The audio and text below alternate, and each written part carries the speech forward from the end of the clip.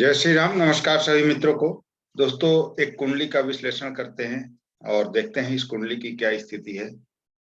विस्तृत एनालिसिस करेंगे दोस्तों, हर ग्रह और हर भाव का अलग अलग विस्तृत विश्लेषण करेंगे और उसमें हम सभी नियमों को अप्लाई करेंगे। अष्टक वर्ग, षडबल, केपी एस्ट्रोलॉजी, पुष्कर नवमांश, हिमशोपक बल, तत्कालिक मैत्री, सभी कुछ अप्लाई करेंगे ताकि पंचदा मैत्री, ताकि बिल्कुल, और नक्षत्रों का पूरा इसमें विवरण करेंगे ताकि बिल्कुल सटीक रिप्लाई मिल सके जातक को और बिल्कुल सटीकता से इस कुंडली का डिटेल में एनालिसिस करेंगे। डेट ऑफ बर्थ आप लोग नोट कर सकते हैं, 14 अगस्त 1975 का इनका जन्म है, 5 बजे सुबह का, और कलकत्ता का जन्म है इनका, वेस्ट बंगाल का।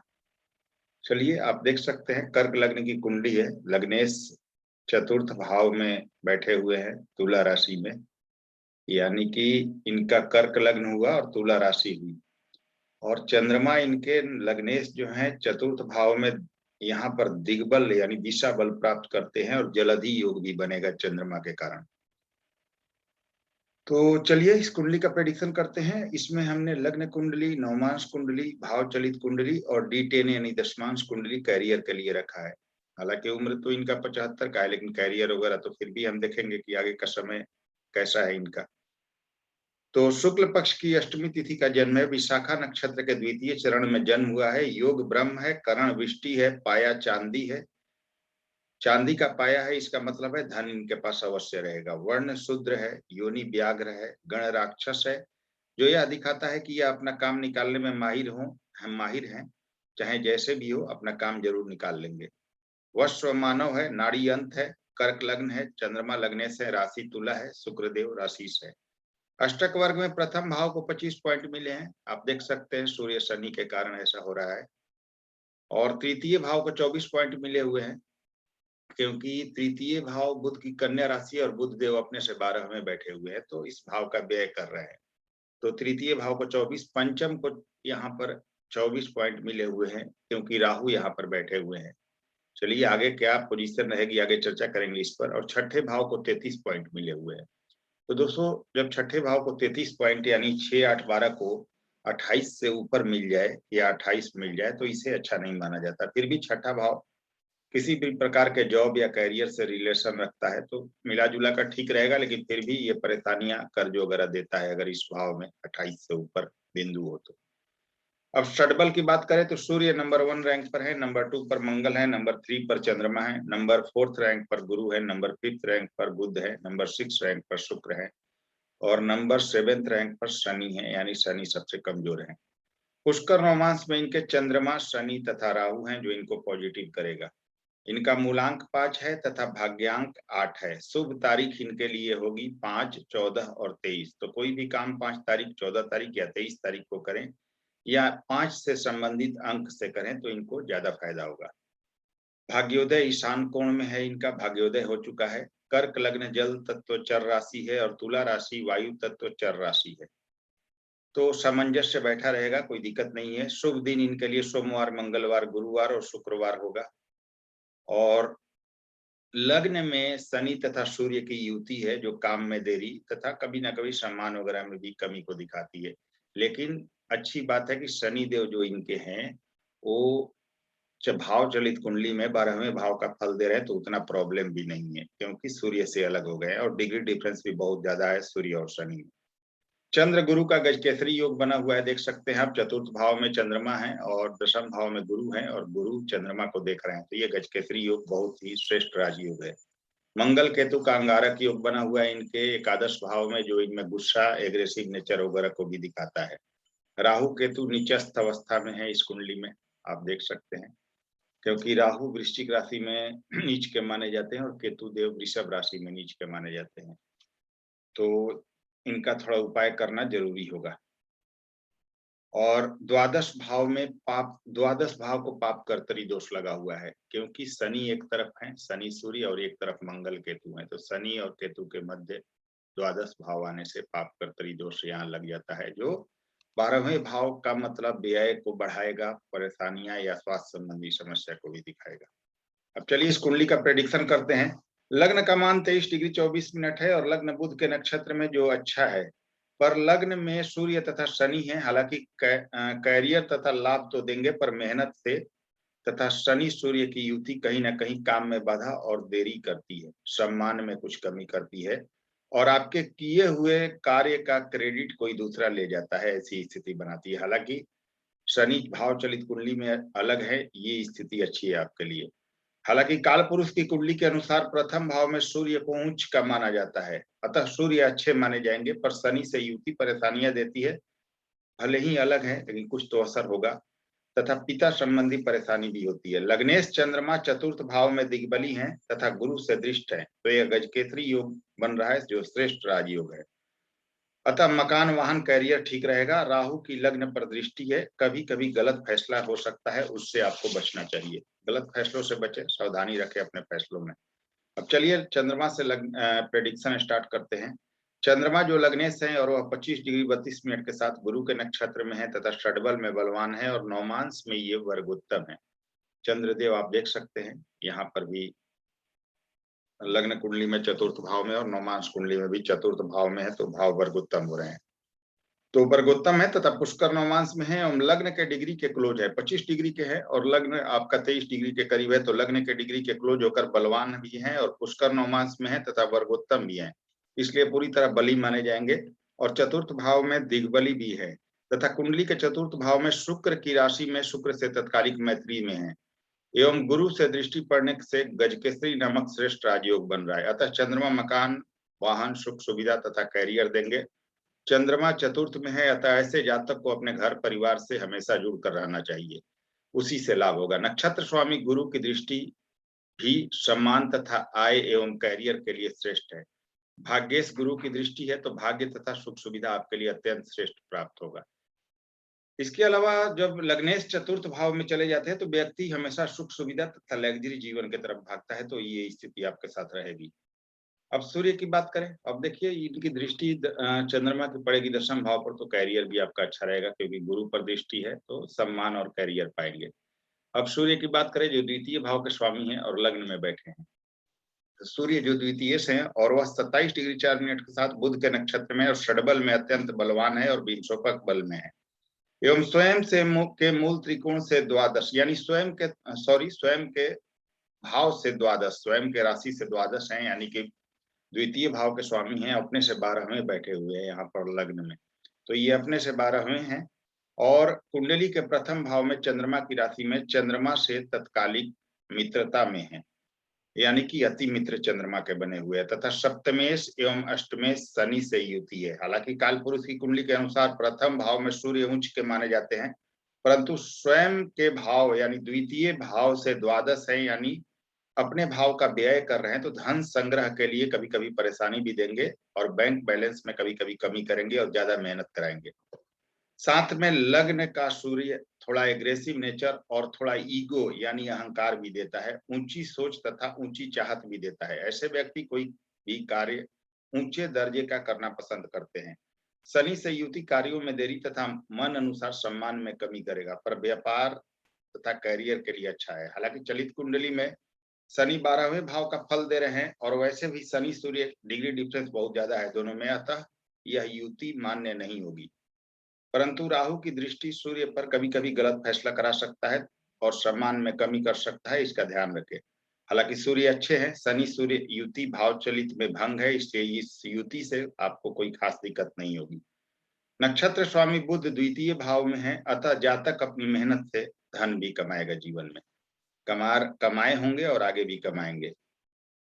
अब बात करें बुध की, तो बुध जो तृतीयेश एवं द्वादश यानी तृतीय और 12वें भाव के स्वामी है और यह अपने से 12वें तथा कुंडली के दूसरे भाव में है और 9 डिग्री 37 मिनट के साथ केतु के नक्षत्र में है तथा षडबल में सामान्य है एवं विंशोपक बल में है तथा स्वयं के मूल त्रिकोण यानी कि तीसरे भाव से द्वादश एवं कुंडली के द्वितीय भाव में सूर्य की राशि में सूर्य से तत्कालिक मित्रता में है। बुध द्वादश के भी स्वामी हैं जो द्वितीय भाव में चतुर्थेश शुक्र के साथ है। बुध स्वयं से द्वादश है, अतः पराक्रम तथा एफर्ट में कमी करेंगे, कुछ आलस भी देंगे, आलस से बचना चाहिए। द्वितीय भाव में बुध शुक्र का लक्ष्मी नारायण योग है। शुक्र चतुर्थ तथा एकादश के भी स्वामी हैं, अतः द्वितीय में बुध के साथ शुक्र की युति धन तथा वाणी के लिए और बुद्धिमत्ता के लिए बहुत अच्छा है, पर मेहनत भी काफी करना होगा। धन के लिए यह युति अच्छी है, पर आय के साथ खर्चे का भी योग है। गुरु की दृष्टि भाग्य, कैरियर तथा धन एवं ज्ञान देगा। मंगल की दृष्टि कार्य करने की प्रेरणा तथा अच्छी आय देगा। नक्षत्र स्वामी केतु लाभ भाव में है, अतः यह धन तथा आय के लिए बहुत अच्छा है। बुध का द्वादश भाव पाप कर्तरी दोष में है, जो कभी कभी विदेश में परेशानी तथा अनावश्यक खर्च भी देगा। और यहाँ पर बुध अस्त है लेकिन बलवान है, इसलिए रिजल्ट देने में सक्षम है। और बुध को उतना दोष नहीं होता अस्त का, तो प्रभाव फिर भी देंगे, थोड़ा कम देंगे लेकिन प्रभाव देने में सक्षम है। लेकिन आय के साथ खर्चे भी आपके बढ़ेंगे। शुक्र की बात करें तो शुक्र चतुर्थेश है एवं लाभेश है। चतुर्थ और लाभ भाव के स्वामी है शुक्र, तथा 17 डिग्री के साथ स्वयं के नक्षत्र में है और षडबल में कमजोर है, तथा स्वयं के मूल त्रिकोण से एकादश तथा कुंडली के द्वितीय भाव में है। कुंडली के द्वितीय भाव में बैठे हुए हैं और सूर्य की राशि में सूर्य से तत्कालिक मित्रता में है एवं बुध से युति तथा गुरु मंगल से दृष्ट है। चतुर्थेश शुक्र धन भाव में अच्छे हैं। शुक्र लाभेश भी है, अतः धन के लिए आय के लिए यह योग बहुत अच्छा है। सुख सुविधा मकान वाहन भी देगा। बुध के साथ लक्ष्मी नारायण योग है, पर यह योग पैसे देगा, साथ में अच्छे खासे खर्चे भी कराएगा आपसे, फिर भी लाभ होता रहेगा। भाग्येश गुरु की दृष्टि भाग्य तथा कैरियर देगा। धर्म से जुड़े रहें तो ज्यादा लाभ होगा आपको। मंगल की दृष्टि आय तथा कैरियर के लिए अच्छा है। यह योग धनदायक है। शुक्र वक्री भी है, अतः बलवान है और अच्छे हैं, हालांकि नवमांश में नीच के हैं। सूर्य शुक्र देव आप देख सकते हैं अष्टम भाव में नवमांश कुंडली में नीच के हैं, तो शुक्र का उपाय आपको करना चाहिए तो बेहतर स्थिति रहेगा। तो शुक्र को थोड़ा स्ट्रॉन्ग करें तो आपके लिए ज्यादा बेहतर स्थिति बनेगी। मंगल की बात करें, शुक्र की दृष्टि आपको ज्ञान देगी, आय देगी और कुछ विचित्र चीजों में आपको अनुभव भी कराएगी। अब बात करें आपके मंगल की, तो मंगल पंचमेश और कर्मेश है। कर्म भाव के स्वामी और पंचम भाव के स्वामी है, तथा यह लाभ भाव यानी एकादश भाव में बैठे हैं और 5 डिग्री 55 मिनट के साथ सूर्य के नक्षत्र में है, तथा षडबल में अत्यंत बलवान है एवं स्वयं के मूल त्रिकोण से द्वितीय यानी कि कर्म भाव से द्वितीय और कुंडली के एकादश भाव में शुक्र की राशि में शुक्र से तत्कालिक मित्रता में है, तथा केतु के साथ अंगारक योग में है, तथा राहु से तो दृष्ट रहेंगे ही। तो कर्मेश अपने से द्वितीय भाव और कुंडली के एकादश भाव में है और दिग्बल के करीब है, यानी दशम भाव के दिशा बल के करीब है, जो कि पंचमेश भी हैं। अतः कैरियर के लिए, धन के लिए, विदेश से लाभ के लिए बहुत अच्छे हैं। संतान देंगे, बुद्धिमत्ता आदि के लिए बहुत शुभ है। मंगल धन देंगे, अचानक लाभ देंगे, पर केतु के साथ गुस्सा भी देंगे जिससे रिश्ते प्रभावित होंगे।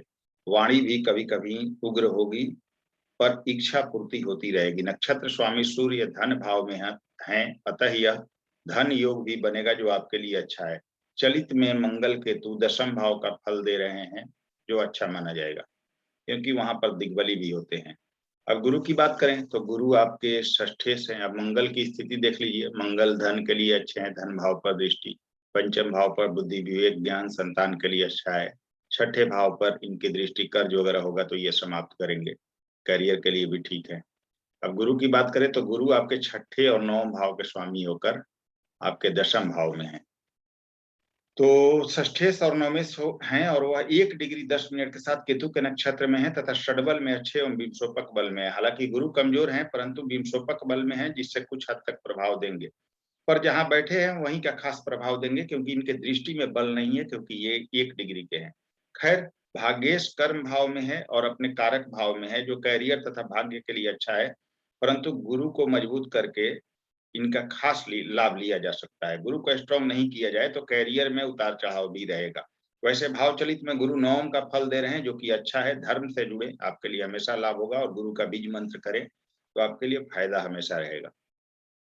रत्न इनका रिकमेंड नहीं करूंगा मैं, क्योंकि ये मूल त्रिकोण राशि इनके छठे भाव में आ रही है, त्रिक भाव का भी फल देंगे अपनी दशा में। शनि की बात करें तो सप्तमेश और अष्टमेश है शनि। सप्तम भाव और अष्टम भाव के स्वामी होते हैं और लग्न में ये बैठे हुए हैं और वह 2 डिग्री 47 मिनट के साथ गुरु के नक्षत्र में है, तथा षडबल में कमजोर हैं, लेकिन पुष्कर नवमांश में है, तथा स्वयं के मूल त्रिकोण से छठे भाव में है, यानी कि अपने मूल त्रिकोण से छठे और कुंडली के प्रथम भाव में है। कुंभ राशि से छठे हैं और कुंडली के प्रथम भाव में सूर्य के साथ युति में है, लेकिन यह युति भाव चलित में भंग हो रही है। शनि सप्तमेश भी है जो सप्तम भाव और स्वयं की राशि को देख रहे हैं, जो आय के लिए ठीक है। अष्टमेश होकर लग्न में है, अतः कभी कभी स्वास्थ्य समस्या और परेशानी भी देंगे। जीवन साथी से कभी कभी मतभेद भी होगा, उससे बचना चाहिए, तथा कैरियर में उतार चढ़ाव देंगे। सूर्य से युति मेहनत कराकर धन देगी। राहु की दृष्टि कभी कभी गलत फैसला करा सकती है, सावधानी रखें। पुष्कर नौमांस में है, शनिदेव इससे स्थिति बेहतर बन रही है शनि की, और यह 12वें भाव का फल दे रहे हैं, तो आपकी आय फॉरेन में ज्यादा दिख रही है। अब बात करें हम राहु की, तो आपके राहु जो हैं वो पंचम भाव में वृश्चिक राशि में अपने नीच की राशि में माने जाते हैं, और वह 3 डिग्री 9 मिनट के साथ गुरु के नक्षत्र में है और पुष्कर नौमांस में है, जो कि इन्हें अच्छा बनाता है, पॉजिटिव बनाता है। और पंचम भाव में संतान संबंधी समस्या लेकिन कभी कभी अचानक देंगे, और अचानक हानि भी कभी कभी गलत फैसलों के चलते करा देंगे। आय में उतार चढ़ाव तथा एग्रेसिव नेचर भी देंगे, परंतु धर्म से जुड़ कर रहे हैं तो लाभ होगा। राशि स्वामी मंगल की दृष्टि राहु पर है, जो कि फिर भी राहु को बाध्य करेगा अच्छा फल देने के लिए। हालांकि राहु चलित कुंडली में चंद्रमा के साथ चतुर्थ भाव का फल दे रहे हैं, अतः कभी कभी मानसिक परेशानी भी देंगे, पर ज्यादा दिक्कत नहीं, क्योंकि डिग्री में कमजोर हैं और पुष्कर नौमांस में है। राहु पर मंगल की दृष्टि है और मंगल पंचम भाव और स्व राशि को देख रहे हैं, अतः लॉटरी वगैरह से लाभ भी होगा, लेकिन कभी कभार, इसलिए ज्यादा उस पर विश्वास न रखें। शेयर में इन्वेस्ट नहीं करें कभी भी।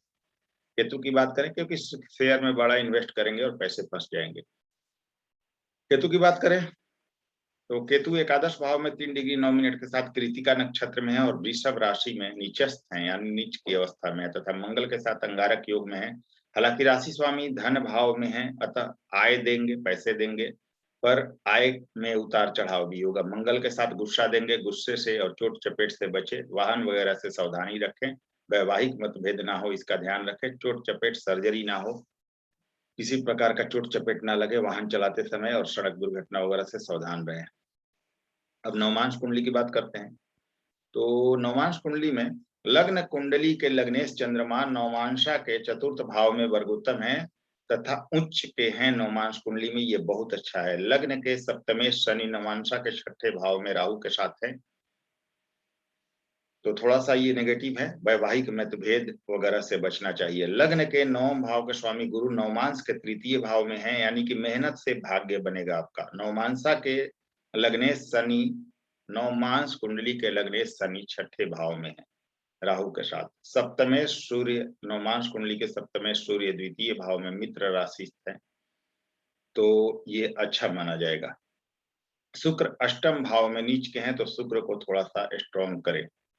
शुक्र को अष्टम भाव में नीच का होना कमजोर कर रहा है। राहु छठे भाव में, केतु द्वादश में है, धर्म से जुड़े रहें, लाभ होगा।